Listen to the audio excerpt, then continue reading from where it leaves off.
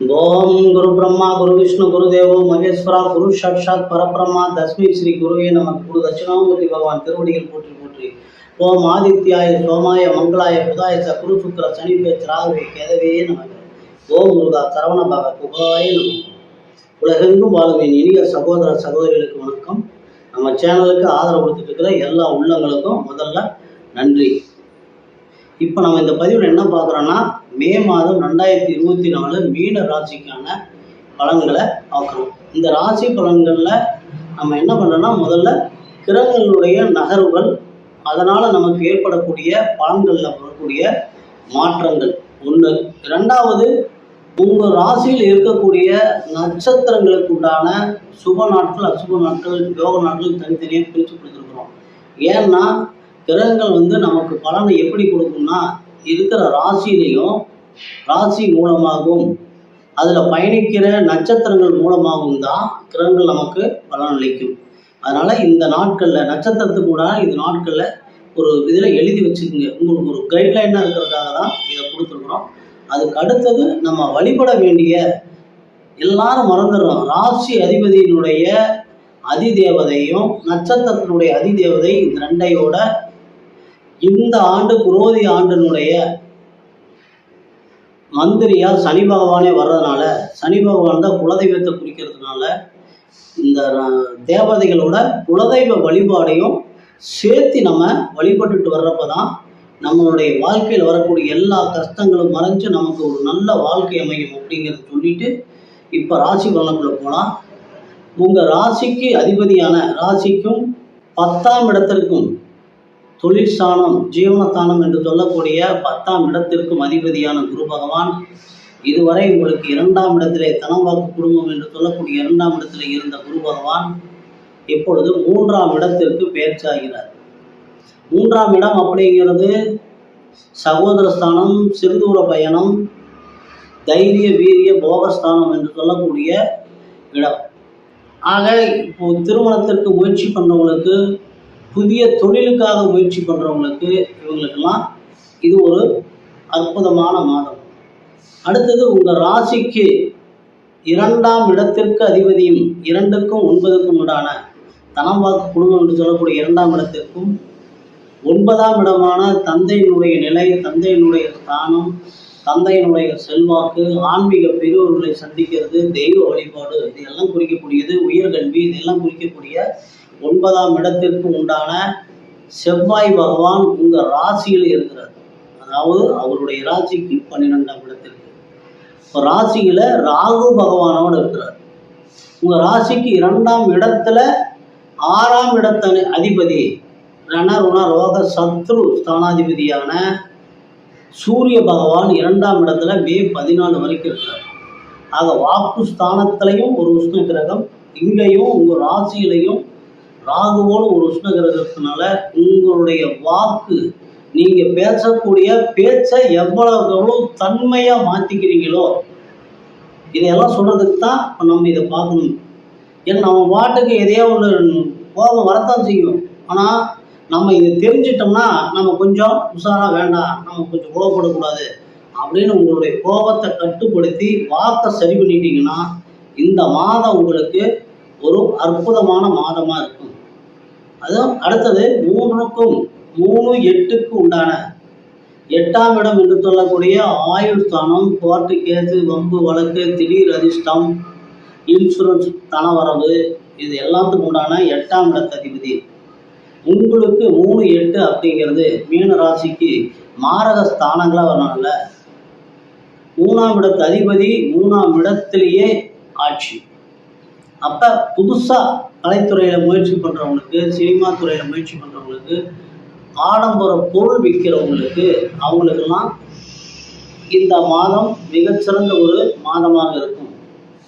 அரசியலில் இருக்கிறவங்களுக்கு சூரிய பகவான் 14ஆம் தேதிக்கு மேலே அவரும் 3ஆம் இடத்துக்கு வர்றார்। அப்போ 3ஆம் இடத்துல குரு, சுக்கிரன், சூரியன் 3 கிரகங்களுடைய இணைவு இருக்குது। அப்போ புது முயற்சிகள் எடுக்கிறதுல நீங்கள் உங்களுடைய வாக்கை மட்டும் கட்டுப்படுத்திட்டீங்கன்னா புதிய முயற்சிகள் எல்லாமே உங்களுக்கு இந்த மாதம் அற்புதமாக வேலை செய்யும்। அதுக்கு அந்த 3ஆம் இடத்துல இருக்கக்கூடிய குரு பகவான் உங்களுடைய ராசிக்கு 7, 9, 11 ஆகிய 3 இடங்களையே பார்வையிடுறார். 7ஆம் இடங்கிறது கலத்திரஸ்தானம், நண்பர்கள், கூட்டு தொழில், வியாபாரம் அப்படின்னு சொல்லக்கூடிய 7ஆம் இடத்திற்கும் 9ஆம் இடம் என்று சொல்லக்கூடிய தொலைதூர பயணங்கள், உயர்கல்வி, தந்தையினுடைய செல்வாக்கு என்று சொல்லக்கூடிய பாக்கியஸ்தானம் என்று சொல்லக்கூடிய 9ஆம் இடத்திற்கும், லாபஸ்தானம் என்று சொல்லக்கூடிய 11ஆம் இடத்திற்கும் குறுபார்வை விழுவதனால உங்களுடைய வாக்கை கட்டுப்படுத்துவதும் தேவதைகளுடைய குலதெய்வ வழிபாட்டோடு ராசியினுடைய தேவதை, நட்சத்திர தேவதைகளை வழிபடுவதன் மூலமாகவும் உங்களுக்கு வரக்கூடிய நல்ல பலன்கள் தடையில்லாமல் கிடைக்கும். இந்த ஆண்டு குரோதி ஆண்டினுடைய அமைச்சரா சனி பகவானே வர்றதுனால சனியினுடைய காரகத்துவத்தில் ஒரு சிலதாக மட்டும் இருக்கிற முதியோர்களுக்கு உதவி செய்கிறது, ஊனமுற்றவங்களுக்கு உதவி செய்கிறது, ஏழை குழந்தைகளுக்கு உதவி செய்கிறது, தான தர்மங்கள் பண்ணுறது, இதையெல்லாம் பண்ணுனா உங்களுக்கு சனியினுடைய முழு அருள் கடாட்சமும் உங்களுக்கு கிடைக்கும்.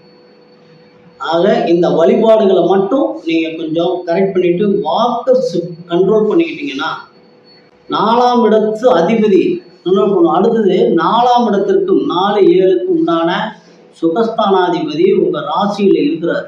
ஆனால் வக்கரமாகி இருக்கிறார். மே 10ஆம் தேதிக்கு மேலே அவர் உங்களுடைய தனஸ்தானத்துக்கு வர்றார். அப்போ 4ஆம் இட சுகஸ்தானாதிபதி 2ஆம் இடத்திற்கு வர்றப்ப தனம், வாக்கு, குடும்பத்தில் ஒரு நல்ல மகிழ்ச்சி, சந்தோஷம் இது எல்லாமே நிலவும். அதனால் உங்கள் வாக்கை மட்டும் இந்த மாதம் கண்ட்ரோல் பண்ணிவிட்டு தான தர்மங்களை அதிகப்படுத்துங்க, வழிபாடுகளை அதிகப்படுத்துங்க, ஒரு நல்ல பலன்களை நீங்கள் எதிர்பார்க்கலாம். சரி, மீனராசினியர்களே, உங்களுக்கு சந்திராசிரம தினங்கள் 25-24 மாலை 4:34 முதல் 23-5-24 காலை 2:50 வரைக்கும் சந்திராசிரம தினங்கள். பூரட்டாதி 4ஆம் பாதத்தில் பிறந்தவங்களுக்கு சுப நாட்கள் மே 2, 3, 5, 9, 11, 12, 14, 16, 18, 20, 23, 26, 28, 29 ஆகிய நாட்கள் சுப நாட்கள்.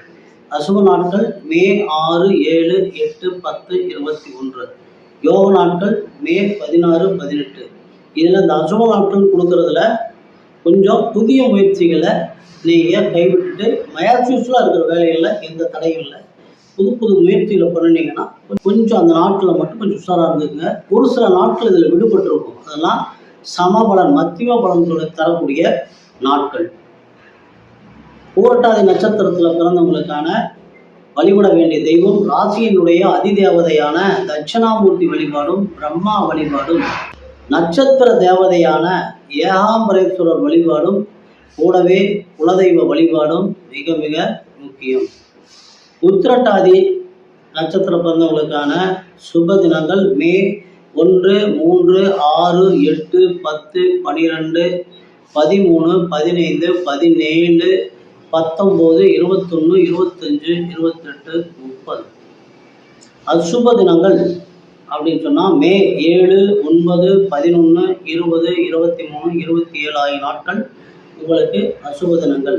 யோக தினங்கள் மே 17, 19. நீங்கள் வழிபட வேண்டிய தெய்வம் ராசியினுடைய அதிதேவதை தட்சிணாமூர்த்தி வழிபாடும், பிரம்மா வழிபாட்டோட, நட்சத்திரத்தினுடைய தேவதையான மகா ஈஸ்வரர் வழிபாட்டோட குலதெய்வ வழிபாடும் உங்களை நல்ல நிலைக்கு அழைத்து செல்லும்.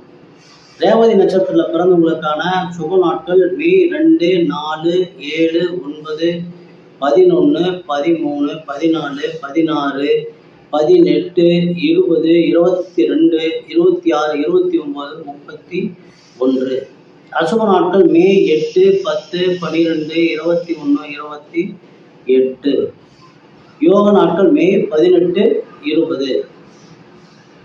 ரேவதி நட்சத்திரத்தில் பிறந்தவங்க வழிபட வேண்டிய தேவதை ராசியினுடைய அதிதேவதையான தட்சிணாமூர்த்தி பிரம்மா வழிபாட்டோட, நட்சத்திரத்தினுடைய தேவதையான அரங்கநாதர் வழிபாடோடு குலதெய்வ வழிபாட்டையும் சேர்த்து நீங்கள் வணங்கிட்டு வாங்க.